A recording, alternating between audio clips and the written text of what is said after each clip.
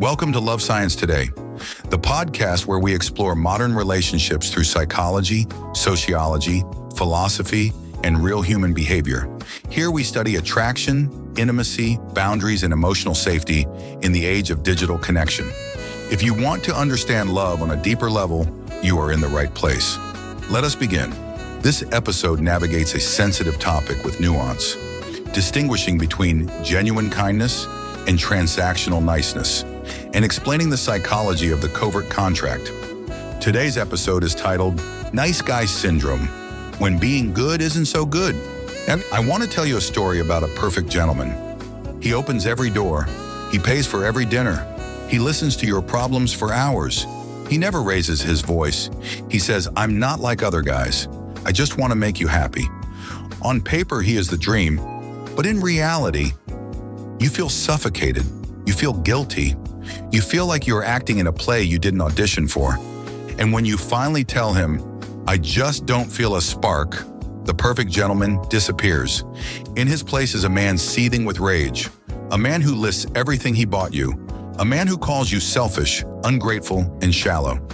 Welcome back to Love Science Today, where we make sense of modern relationships using psychology, sociology, and human connection.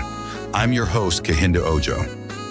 Today we're talking about something that sounds harmless, even flattering, but has a darker underside: the nice guy syndrome. We're not talking about genuine kindness. Genuine kindness is beautiful. We're talking about performative niceness, the kind that looks sweet on the surface but hides deep resentment underneath. We are going to unpack the covert contract, why trying to please everyone actually kills intimacy, and how to tell the difference between a good man and a nice guy. Let's start by defining our terms. This concept was popularized by Dr. Robert Glover in his seminal book, No More Mr. Nice Guy. He describes a specific archetype of man, though this can apply to any gender, who operates under a core belief: if I am a good boy, if I hide my flaws, if I do everything right, if I make everyone happy, then I will be loved, my needs will be met, and I will have a problem-free life. It sounds logical, but it is a trap. The nice guy seeks validation by being agreeable. He avoids conflict at all costs. He suppresses his own needs to be low maintenance. He acts kind, but, and this is the crucial part, he expects a reward. He views relationships like a vending machine. I put the kindness coin in. I put the listening coin in. Sex and love should come out. And when the sex and love do not come out, he doesn't just feel sad, he feels robbed. Where does this come from? It is easy to villainize the nice guy, but usually this behavior is rooted in childhood trauma and anxiety. Here are the three common origin stories. 1. The parentified child. This boy grew up with a mother or father who was emotionally volatile or needy. He learned early on, if I am quiet, if I am good, if I fix mom's problems, then I am safe. He learned to suppress his own anger because his anger was dangerous to the family system. 2. Conditional affection. He was only praised when he was good. Look what a good boy he is. He never complains.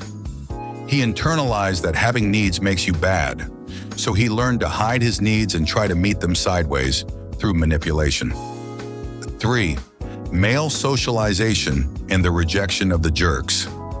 Many nice guys look at toxic masculinity, the loud, aggressive men, and decide to be the opposite. They think, I will never be like my dad. So they repress all their masculinity. They repress their aggression, their assertiveness, and their desire. They become passive.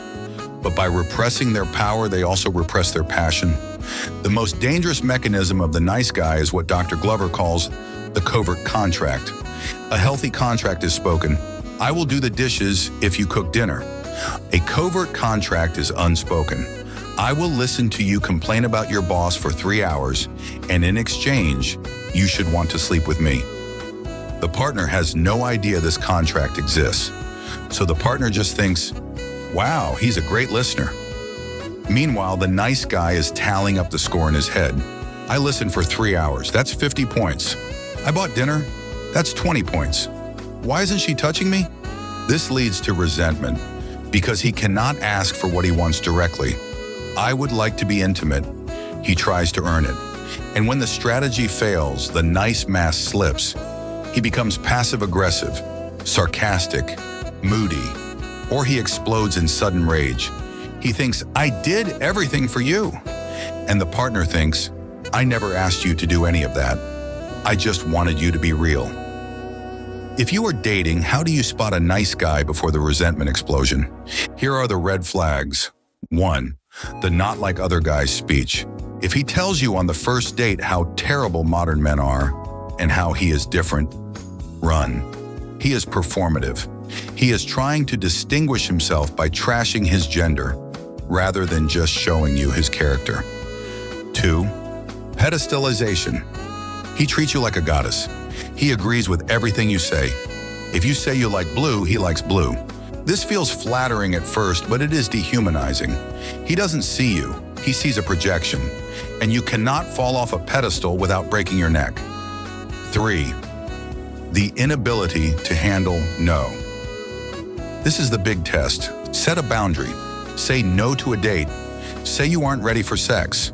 A good man says, I understand, no worries. A nice guy says, but I bought you dinner, but I waited so long. His niceness is conditional on your compliance. 4. Premature vulnerability. He overshares his trauma on date 2 to create a false sense of intimacy. He wants you to feel sorry for him because he confuses pity with love. I know I have male listeners, and if you are recognizing yourself in this, I want you to know you are not broken. You are just using an outdated survival map. You think being good will save you. It won't. Being real will save you. Here is how you start to heal. 1. Kill the covert contracts. Do things because you want to or don't do them. If you give a gift, give it with 0 strings attached. If you listen, listen because you care. If you want something, ask for it. 2. Practice disappointing people. This is your therapy. Say no. Tell someone you disagree with them. Watch as the world doesn't end. You need to learn that you can be loved even when you aren't pleasing everyone. 3. Embrace your shadow. You are allowed to be angry. You are allowed to have sexual desire. You are allowed to be selfish sometimes. Integrating these parts makes you a whole man. A nice guy is harmless. A good man is dangerous but disciplined. Be the good man. Let's talk about Charles. Charles was the ultimate nice guy. He dated a woman named Sarah. He helped her write her essays for grad school. He drove her to the airport at 4 a.m. He never argued. He thought he was being the perfect boyfriend. But Sarah felt bored, and she felt guilty. She felt like she was dating a fan, not a partner. Eventually, Sarah ended things. She said, I just don't feel a connection. You're too perfect. Charles was crushed.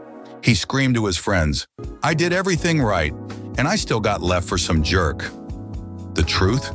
Charles wasn't participating in the relationship. He was performing. He was so busy being perfect that he never showed Sarah who he really was. He never showed his edges. Sarah didn't leave a good man. She left a performance because she wanted to date a human being. I want to leave you with a thought from Carl Jung. He said, I'd rather be whole than good. The nice guy is obsessed with being good, but real intimacy requires 2 whole people. Whole people have boundaries. Whole people have friction. Whole people have needs. Kindness is not manipulation. Vulnerability is not weakness. And niceness is not a virtue if it is a mask hiding your resentment. Real love is not a reward for good behavior. It is a co-created space where 2 people are free to be real. Thanks for joining me on Love Science today. If today's episode hit close to home, sit with it. Let it soften you. Let it strengthen you. You don't have to be nice anymore. You just have to be you. Next time we'll explore hyper-independence when self-reliance blocks connection. Until then, be real, not just nice. This is Love Science Today. I'm Kehinde Ojo. Thank you for listening to Love Science Today. I hope this episode gave you something meaningful to think about. If you learned something, share it with someone who may benefit. Remember that love is not random. It is a pattern you can understand and choose with intention. Join me again for the next episode as we continue exploring the science and soul of real connection. Stay thoughtful, stay open, take care of your heart.